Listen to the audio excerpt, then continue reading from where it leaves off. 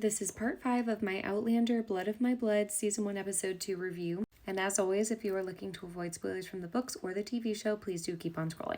Through Henry's storyline, we actually have the perfect way to introduce the younger version of a very important character in the later seasons of Outlander, which is Archbug. He is seen on the left here. Arch and his wife, Medina, become very trusted people that live on Fraser's Ridge with Claire and Jamie. And as a refresher, we first see them turn up in the Fiery Cross, or season 5 of Outlander, when they are in America and they show up at a gathering and Jamie offers them a homestead at Fraser's Ridge. He actually had sustained an injury at the hands of the Frasers, so he lost 2 fingers, and hopefully we will get to see that story play out because he tells the story to Jamie in A Breath of Snow and Ashes. There was also a deviated storyline from the books when Claire was kidnapped by Lionel Brown, and Lionel Brown ends up back in her surgery. When she leaves, it's actually Medina Bug, Archbug's wife, that smothers him with a pillow, and in the show they have that be Marcelly. But in the book version of events, Arch actually offers his own life in place of his wives because he thinks that Jamie is going to, punish them for that action, and Jamie spares them both. And later on in the same book, it's revealed that Archbug is the one who had stolen the gold from Jocasta Cameron, Jamie's aunt, who we see in this prequel series as well. And he admits that he was one of the masked men who acted on behalf of his laird, Malcolm Grant, all those years ago to get the French gold in order to fund the rebellion for Charles Stuart. It's fun to finally see Malcolm Grant on our screens. He is a character that we've heard a lot off screen, not on camera, but now we're actually getting to see the man. And now it's even more interesting that the history of Archbug, his relationship to Malcolm Grant, and how that plays into his later relationships with Jamie and Claire are really laid out on screen here, with Henry being a very important piece of the puzzle. Now, when Henry arrives, Isaac introduces himself as Laird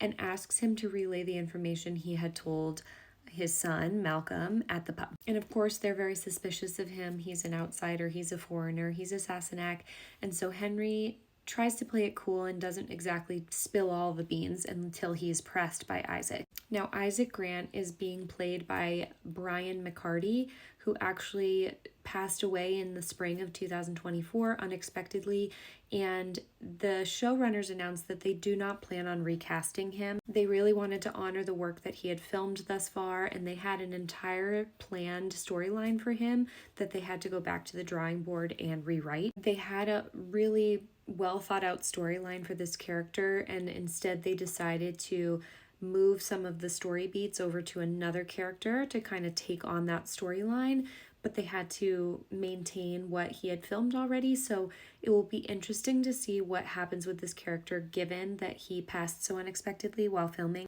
Henry announces that he's a solicitor as sort of his cover of why he is butting in on all of these clan matters, and he eventually lets it slip up that he witnessed the current Bladier doing some shady things, and he has a bag of coins on his person and was misrepresenting the grant. That's when we can see that Archbug is basically his right-hand man, and he ends up taking care of that and finding the bag of coins to validate Henry's story. And I think Henry is caught off guard with just how swift this action plays out. And you can see that Malcolm Grant kind of turns his back to what's happening here, while Isaac Grant pours them a dram. It's at this point that Isaac offers him a job to be their new Bladier. And a Bladier, again, is someone who's a representative of the clan and kind of negotiates on behalf of the clan.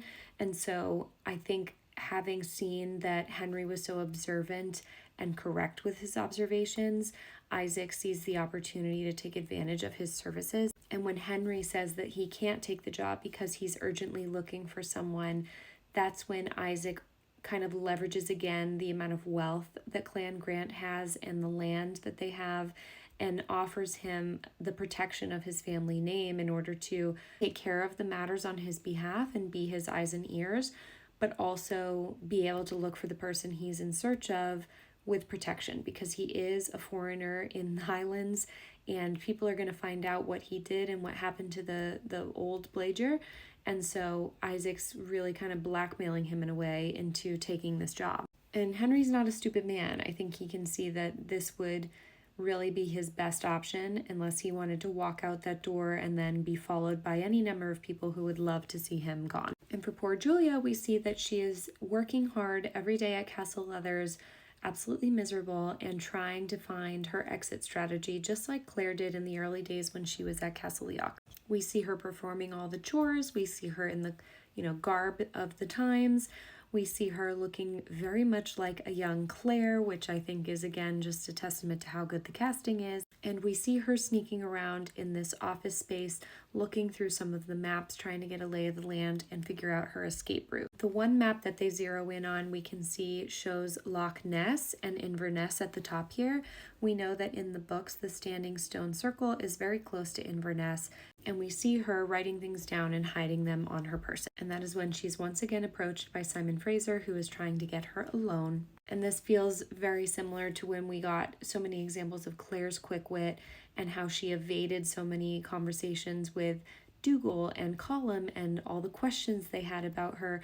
You can definitely pick up on the fact that a lot of that is from both of her parents, but I think a lot of this scene is meant to highlight that Julia is the one that thinks on her feet in a creative manner as a female. And it is starting to become obvious that every time she evades Simon, he is just becoming more and more angry. Especially in this shot here, we can see him feeling, defeated that he isn't able to get what he wants in that moment. And so later that night, when she tries to escape the castle and Brian catches her, it's very reminiscent again to when Jamie finds Claire trying to escape. And he does reach out his hand to her and tell her that it really would not be wise for her in a number of ways for her to run away from the castle at this point, because he knows his father, and he knows that his father would send his right-hand man after her, and that there's a storm coming, and the Highlands are not a safe place to be at night in the middle of a storm. Julia recognizes that he is the son of Simon and begs him to let her go because she's willing to take her chances. She'd rather die out in the woods than stay here any longer. And Brian, you can tell, is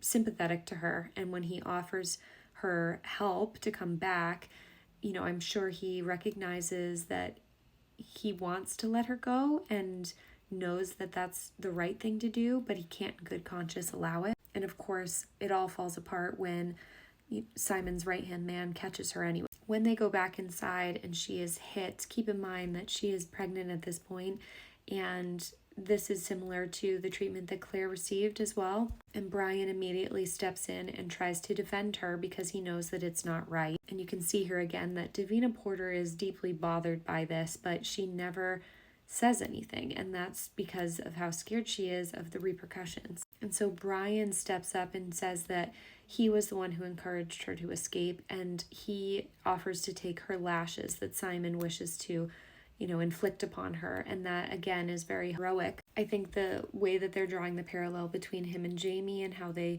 are willing to put their body on the line for people in the name of justice and doing the right thing.